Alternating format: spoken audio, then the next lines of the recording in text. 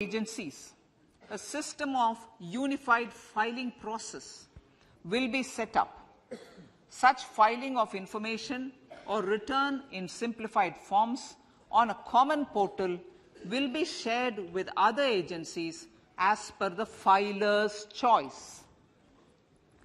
Vivad Se Vishwas 1. Relief for MSMEs. In cases of failure by MSMEs to execute contracts during the COVID period, 95% of the forfeited amount relating to the bid or performance security will be returned to them by government and government undertakings. This will provide relief to the MSMEs. Vivad Se Vishwas 2. Settling contractual disputes. To settle contractual disputes of government and government undertakings, wherein arbitral award is under challenge in a court, a voluntary settlement scheme with standardized terms will be introduced. This will be done by offering graded settlement terms depending on pendency level of the dispute. The state support mission of Niti Aayog will be continued for 3 years for our collective efforts towards national priorities. Result-based financing. To better allocate scarce resources for competing development needs, the financing of select schemes will be changed on a pilot basis from input-based to result-based. E-courts. For efficient administration of justice, Phase 3 of the e-courts project will be launched with an outlay of 7,000 crores. Fintech services in India have been facilitated by our digital public infrastructure, including Aadhaar, PM Jan Dhan Yojana, Video, KYC, India Stack, and UPI. To enable more fintech innovative services, the scope of documents available in DigiLocker for individuals will be expanded. An entity DigiLocker will be set up for the use by MSMEs, large businesses, and also charitable trusts. This will be towards storing and sharing documents online securely whenever needed with various authorities, regulators, banks, and other business entities. 5G services. 100 labs for developing applications using 5G services will be set up in engineering institutions.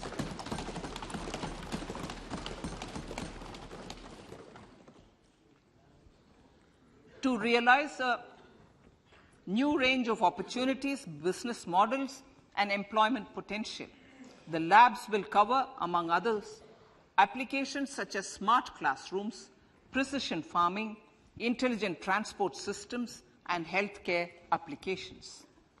Lab-grown diamonds. Lab-grown diamonds is a technology and innovation-driven emerging sector with high employment potential. These environment-friendly diamonds, which have optically and chemically the same properties as natural diamonds. To encourage indigenous production of LGD, lab-grown diamond seeds and machines, and to reduce import dependency, a research and development grant will be provided to one of the IITs for 5 years. To reduce the cost of production, a proposal to review the custom duty on LGD seeds will be indicated in Part B of the speech. I come to the fifth priority, Honourable Speaker, sir, green growth. Honourable Prime Minister has given a vision for life or lifestyle for environment to spur a movement of environmentally conscious lifestyle. India is moving forward firmly for the Panchamrit, the net zero carbon emission by 2070 to usher in green industrial and economic transition. This budget builds on our focus on green growth. The recently launched National Green Hydrogen Mission, with an outlay of 19,700 crores, will facilitate transition of the economy to low carbon intensity, reduce dependence on fossil fuel imports, and make the country assume technology and market leadership in this sunrise sector. Our target is to reach an annual production of 5 MMT by 2030. Energy transition. This budget provides for 35,000 crores for priority capital investment towards energy transition and net zero objectives and energy security by Ministry of Petroleum and Natural Gas. To steer the economy on sustainable development path, battery energy storage systems with capacity of 4,000 MWH will be supported with viability gap funding. A detailed framework for pumped storage projects will also be formulated. Renewable energy evacuation.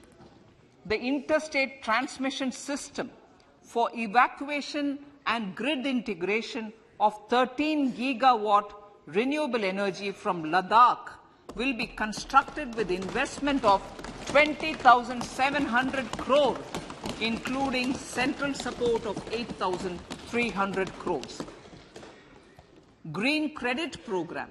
For encouraging behavioral change, a green credit program will be notified under the Environment Protection Act.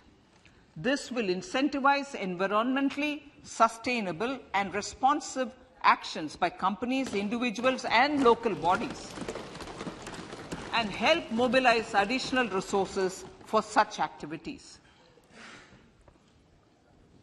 PM Program for Restoration, Awareness, Nourishment, and Amelioration of Mother Earth, PM Pranam, will be launched to incentivize states and union territories to promote alternative fertilizers and balanced use of chemical fertilizers. Go Bardhan Scheme. 500 new waste-to-wealth plants under Go Bardhan, galvanizing organic bio-agro resources done. Go Bardhan scheme will be established for promoting circular economy. These will include 200 compressed biogas plants, including 75 plants in urban areas, and 300 community or cluster-based plants at a total investment of 10,000 crores. I will refer to this in Part B also. In due course, a 5% CBG mandate will be introduced for all organizations marketing natural and biogas. For collection of biomass and distribution of biomanure, appropriate fiscal support will also be provided. Bharatiya Prakritik Kheti Bio-Input Resource Centers. Over the next 3 years, we will facilitate 1 crore farmers to adopt natural farming. For this, Honorable Speaker, 10,000 bio-input resource centers will be set up, creating a national-level distributed micro-fertilizer and pesticide manufacturing network. Mishti.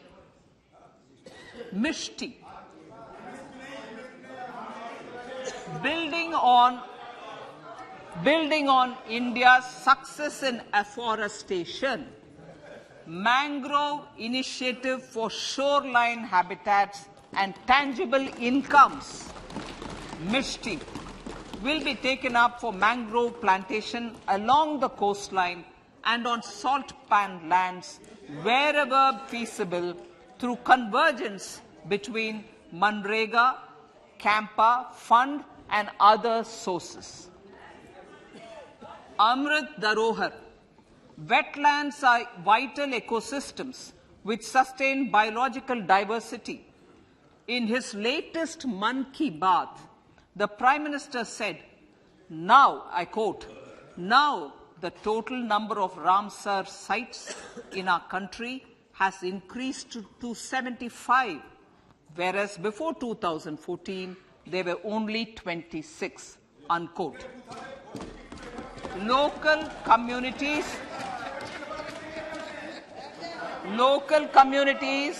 have always been at the forefront of conservation efforts.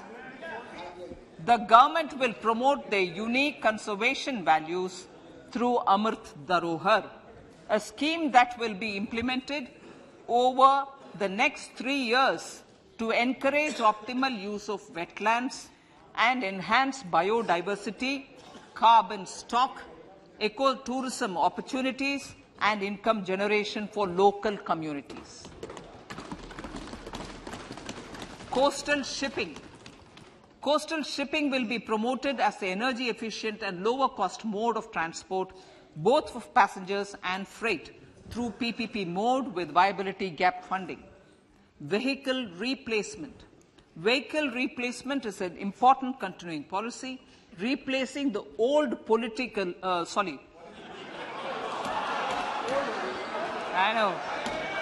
replacing, absolutely, thank you. Replacing old polluting vehicles. May be applicable, right? Replacing old polluting vehicles is an important part of greening our economy. In furtherance of the vehicle scrapping policy mentioned in Budget 21-22, I have allocated adequate funds to scrap old vehicles of the central government. States will also be supported in replacing old vehicles and old state ambulances. Honourable Speaker, sir, I move to priority 6, youth power. To empower our youth and help the Amrit PD realize their dreams, we have formulated the National Education Policy, which is very wide in its scope, but one of the things is also to focus on skilling, adopted economic policies that facilitate job creation at scale and have supported business opportunities. Pradhan Mantri Kaushal Vikas Yojana. Pradhan Mantri Kaushal Vikas Yojana 4.0 will be launched to skill lakhs of youth within the next 3 years. On-job training, industry partnership, and alignment of courses with needs of industry will be emphasized. The scheme will also cover new age courses for Industry 4.0 like coding, AI, robotics, mechatronics, IoT, 3D printing, drones, and other soft skills. To skill youth for international opportunities, 30 Skill India International Centers will be set up across different states. The digital ecosystem for skilling will be further expanded with the launch of a unified Skill India digital platform for enabling demand-based formal skilling, linking with employers including MSMEs, and facilitating access to entrepreneurship schemes. To provide stipend support to 47 lakh youths in 3 years, direct benefit transfer under a pan-India national apprenticeship promotion scheme will be rolled out. Tourism. Honourable Speaker, sir, with an integrated and innovative approach, at least 50 destinations will be selected through challenge mode. In addition to aspects such as physical connectivity, virtual connectivity, tourist guides, high standards for food streets and tourist security, all the relevant aspects would be made available on an app to enhance tourist experience. Every destination would be developed as a complete package. The focus of development of tourism would be on domestic as well as foreign tourists.